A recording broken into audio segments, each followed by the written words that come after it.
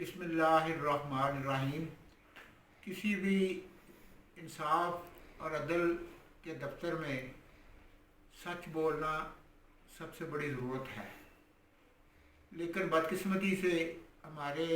पूरे के पूरे निज़ाम में अदालतों में सच बोलने को लोग अच्छा नहीं समझते कि उनसे उनका केस ख़राब हो जाएगा। बल्कि आम मशहूर है कि अदालतों में सच ना बोलो और पंचायत में झूठ ना बोलो। जब एक मामला सीधा सामने किसी फैसला करने वाली अदालत के सामने आएगा नहीं, तो कैसे उसमें से इंसाफ तलाश करके किसी को उसकी हक रसी कर सकती है। मुझे इस सिलसिला में एक बात याद है कि एक दिन हम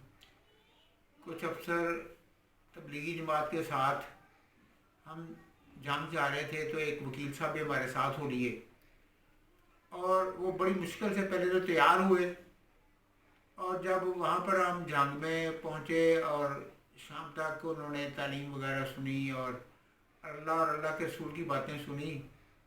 तो शाम को वो मुझे कहने कि मैं तो एक दिन के लिए आया था, लेकिन मैं कल फिर आऊँगा, इसलिए ना आप मेरे पैसे जो है ना अपने पास ही भी रखें। तो मैंने उसे कहा कि अदालतों में बड़ा मसला होता है, तो वहाँ पर आपको फैसलाबाद में इतना आपको कोई मसरूफियत पड़ सकती है, इसलिए। लेकिन उन्होंने पैसे लेने से इनकार कर दिया जो उनके पैसे जमा थे। तो मैंने अगले दिन वो फिर खुद आ गए, तो आते ही ना मुझे कहने को पता मैं क्यों आया हूँ। मैंने कहा भी बताएं क्यों आए हैं आप तो बड़ी हिम्मत, पहले तो आप एक दिन के लिए बड़ी मुश्किल से तैयार थे, अब कैसे आप आ गए। तो उसने कहा यार देखो, असल में बात ही है कि जब हम कोई भी हमारे पास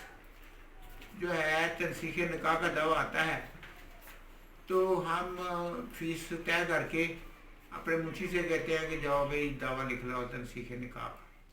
और वो मुंशी ने चंद रटे रटाए जो फिक्रे हैं, वो उसको पता है कि ये जो मेरा शौहर है ये रात को देर से आता है, ये औरतों को साथ लाता है, ये शराब पीता है, जुआ खेलता है। तो कहता है हालांकि हमें किसी पार्टी ने भी नहीं कहा होता, लेकिन हम ये बातें जो है ना हमने यानी तय की हुई हैं कि ये हर जो है हमारा दावा तनसीख निकाह का उसका हिस्सा होगा। तो मैंने कहा भी ये कहने लगे फिर ये तो वही बात है जो आज मुझे जब मैंने यहाँ पर दीनी तालीम के सिलसिला में मैंने हदीस सुनी, तो मुझे बड़ा दुख हुआ कि यार ये हम अपनी तरफ से लिख लेते हैं, कोई पार्टी तो इसे कहती नहीं है, तो इस पर भी हमारी पकड़ हो सकती है। तो इंशाल्लाह आइंदा से मैं कभी भी अपने इस ऐसे दावे में ऐसी बात नहीं लिखूँगा जो किसी गवाह ने ना कही होगी। तो इससे अंदाज़ा होता है कि हमारे निज़ाम में किस कदर ख़राबियाँ हैं। हालांकि पूरे के पूरे ये निज़ाम में झूठ बोलने पर बाकायदा एक ताज़ीरात पाकिस्तान का एक चैप्टर है, offences against public justice and of false evidence. तो फॉल्स एविडेंस ने ही हमारा जो सिलसिला है ना उसको ख़राब किया हुआ है। और अगर आप सेक्शन 193 ताज़ीरात पाकिस्तान से लेकर 228-29 तक पढ़ें, तो आपको पता चलेगा कि अदालतों में जो कि एक बड़ा आला फोरम होता है, वहाँ पर झूठ बोलने में कितनी एहतियात दी गई है कि झूठ ज़रा भी अगर कहीं कोई बोले तो उसकी सज़ा है। लेकिन बदकिस्मती से हमारे अदालतों में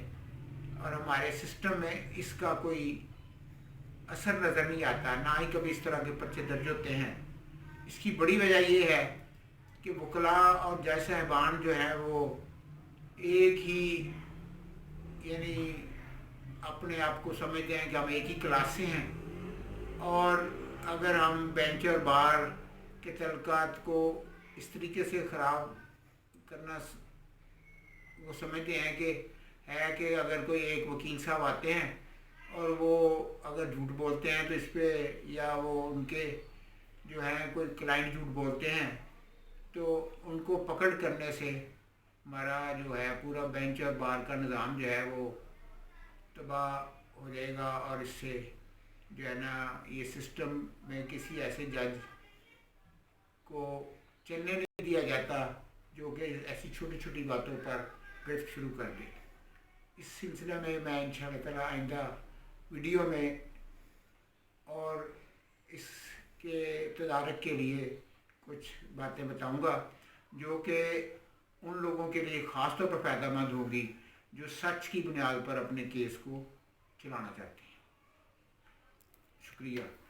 उम्मीद है कि आपको ये हमारी वीडियो जो है इसको आपने पसंद फरमाया होगा और इस पे आप बेल आइकॉन पे भी क्लिक करें ताकि आइंदा भी आपको हमारी वीडियोस मिलती रहें। और हम कोशिश करेंगे कि अदालतों में जो सच पे चलने वाले हैं उनको और भी ऐसे तरीके बताए जाएं जिनसे वो अपना हक जल्दी हासिल कर सकते हैं।